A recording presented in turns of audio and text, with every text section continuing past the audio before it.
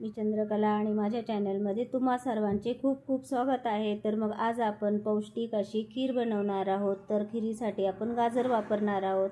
गाजर स्वच्छ धुवून पुसून किसून घ्यायचं आणि मग त्यासाठी आपण थोडासा रवा वापरणार आहोत। तर मग 1 चमचा रवा कढईमध्ये चांगला ब्राऊन कलर येऊपर्यंत भाजून घ्यायचा। रवा काढून त्याच कढईमध्ये आपण आता 2 चमचे तूप घालून त्यावर गाजराचा हलवा घालून चांगला परतून घ्यायचा।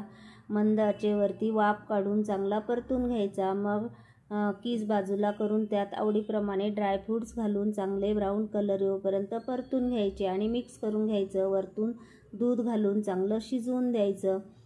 उकळी आल्यानंतर थोडीशी विलायची पावडर घालायची आणि जो रवा आपण भाजून ठेवलेला आहे त्यात थोडंसं अगदी पाणी घालून तो रवा यात मिक्स करून घ्यायचा आणि चांगलं शिजवून घ्यायचं। वरतून साखर घालायची, थोडंसं केशर घालायचं आणि मग चांगलं शिजवून द्यायचं। गदगद शिजल्यानंतर मग झाली तर आपली खीर तयार।